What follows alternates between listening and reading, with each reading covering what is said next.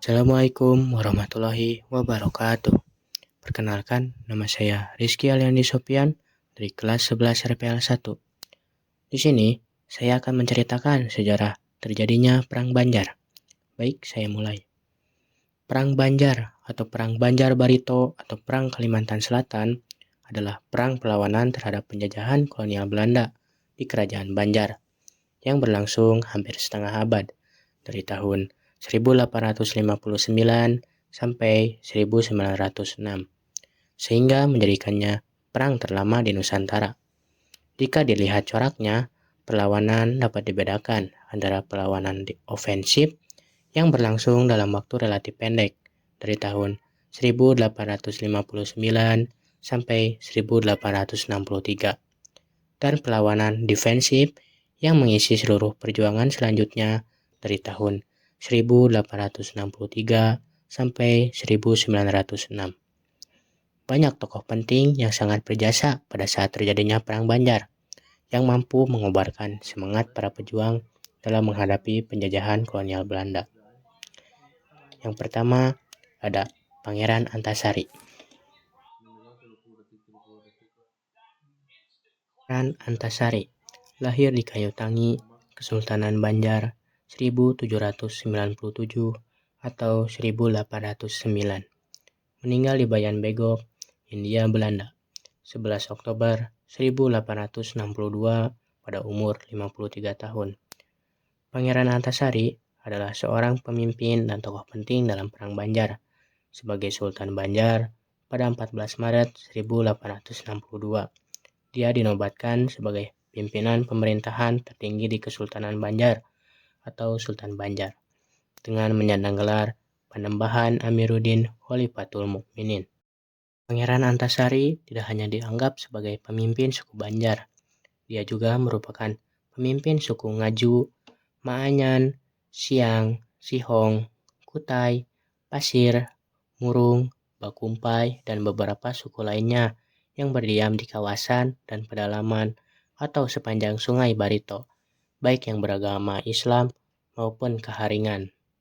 Pangeran Antasari bergelar Panembahan Amiruddin Khalifatul Mukminin, pejuang Perang Banjar.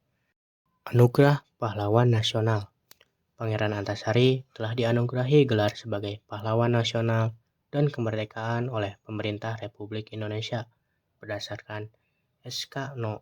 06 TK 1968 di Jakarta tertanggal 27 Maret 1968. Nama Antasari diabadikan pada Korem 101 Antasari dan julukan untuk Kalimantan Selatan yaitu Bumi Antasari. Kemudian untuk lebih mengenalkan Pangeran Antasari kepada masyarakat nasional, pemerintah melalui Bank Indonesia telah mencetak dan mengabadikan nama dan gambar Pangeran Antasari dalam uang kertas nominal 2000.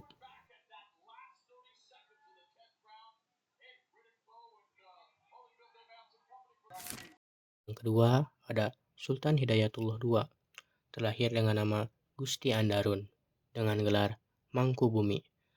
Pangeran Hidayatullah kemudian bergelar Sultan Hidayatullah Halilillah, lahir di Martapura 1822. Meninggal di Cianjur, Jawa Barat 24 November 1904 pada umur yang ke-82 tahun. Sultan Hidayatullah II adalah pemimpin Kesultanan Banjar yang memerintah antara tahun 1859 sampai 1862. Ia dikenal sebagai salah seorang tokoh pemimpin Perang Banjar melawan pemerintahan Hindia Belanda. Lalu yang ketiga ada Tumenggung Surapati atau Kiai Dipati Jayaraja. Kemudian bergelar Pangeran Dipati. Lahir di Kalimantan Tengah, wafat 1875 di Kalimantan Tengah. Ia merupakan kepala suku Dayak berkumpai siang yang memihak kepada Pangeran Antasari. Ia menjadi panglima perang dalam Perang Barito yang merupakan bagian dari Perang Banjar. Dan yang keempat ada Demang Lehman yang bergelar Adipati Mangkunegara. Beliau lahir di Martapura tahun 1832, meninggal di Martapura tanggal 27 Februari 1864 pada umur yang ke-32 tahun. Demang Lehman adalah salah seorang panglima perang dalam Perang Banjar. Dia terlahir dengan nama Idris. Dan itulah biografi dari beberapa tokoh yang berjasa dalam Perang Banjar. Masih banyak tokoh dan pahlawan yang sangat berjasa dalam Perang Banjar. Latar belakang Kerajaan Banjar. Kerajaan Banjar adalah kerajaan Islam yang berdiri pada abad ke-16 di Kalimantan Selatan. Kerajaan ini dikenal sebagai pusat perdagangan rempah-rempah, hasil hutan, dan tambang emas. Letaknya yang strategis di sepanjang Sungai Barito menjadikan Banjar sebagai pusat ekonomi yang penting di Nusantara. Pada abad ke-17, dan Banjar mulai menjalin hubungan dengan Belanda melalui kongsi dagang VOC. Awalnya, hubungan ini hanya terbatas pada perdagangan. Namun, seiring melemahnya kekuatan kerajaan, VOC mulai memperluas pengaruh politiknya di Banjar. Setelah VOC bubar pada tahun 1799, pemerintah kolonial Belanda mengambil alih kepentingan VOC di Nusantara, termasuk di Banjar. Mereka mulai campur tangan dalam urusan pemerintahan, terutama terkait pengangkatan raja. Pada awal abad ke-19, kekuatan militer dan politik kerajaan Banjar melemah akibat persaingan internal. Hal ini dimanfaatkan oleh Belanda untuk menanamkan pengaruh lebih besar, khususnya melalui kontrol atas tambang batu bara di wilayah Matrapura, Pangaron, dan Sungai Ulin. Tambang-tambang ini memiliki nilai ekonomi yang sangat tinggi, terutama pada era revolusi industri di Eropa. Pemicu perang. Pada tahun 1857, Sultan Adam, penguasa kerajaan Banjar, wafat. Sebelum meninggal, Sultan Adam menunjuk cucunya, Pangeran Hidayatullah, sebagai penerus tahta. Namun, Belanda menolak pengangkatan ini dan malah mendukung Sultan Tamjidillah II, yang dianggap lebih kooperatif dengan kepentingan kolonial. Keputusan Belanda ini memicu ketegangan di kalangan bangsawan dan rakyat Banjar. Sultan Tamjidillah II tidak hanya dianggap sebagai boneka Belanda, tetapi juga dianggap melanggar tradisi dan merusak kedaulatan kerajaan. Hal ini membuat rakyat Banjar kehilangan kepercayaan terhadap pemerintahan yang didukung Belanda. Selain campur tangan dalam politik, Belanda juga melakukan eksploitasi ekonomi yang memberatkan rakyat Banjar.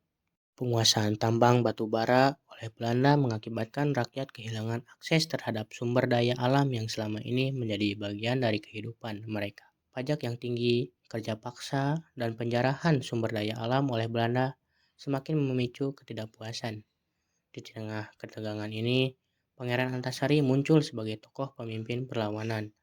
Ia adalah seorang bangsawan yang disegani dan memiliki pengaruh kuat di kalangan rakyat serta tokoh-tokoh adat Dayak. Pangeran Antasari berhasil menyatukan berbagai kelompok masyarakat, termasuk para ulama dan pemimpin Dayak, untuk melawan Belanda. Pangeran Antasari memanfaatkan kekecewaan rakyat terhadap Belanda untuk membangun kekuatan.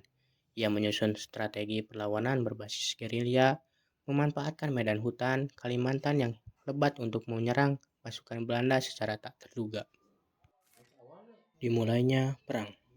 Pada tahun 1859, Pangeran Antasari, seorang bangsawan yang sangat dihormati, memulai perlawanan bersama tokoh-tokoh Banjar lainnya, seperti Haji Bu Yasin dan Tumenggung Surapati. Mereka menggalang kekuatan rakyat untuk melawan pasukan Belanda yang bersenjata lebih modern. Perlawanan yang sengit. Perlawanan berlangsung sengit selama bertahun-tahun. Pangeran Antasari menggunakan strategi gerilya di daerah pedalaman yang sulit dijangkau. Meskipun kekuatan mereka terbatas, semangat perjuangan rakyat Banjar tetap berkobar, melibatkan berbagai kelompok suku, termasuk suku Dayak yang mendukung perjuangan melawan penjajahan.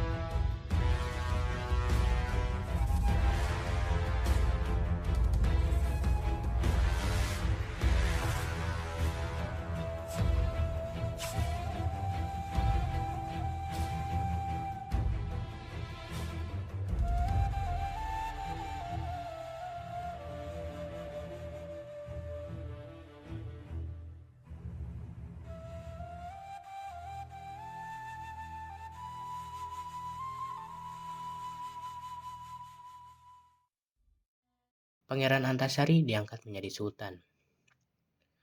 Pada 14 Maret 1862, Pangeran Antasari diangkat sebagai Sultan Banjar oleh para pejuang.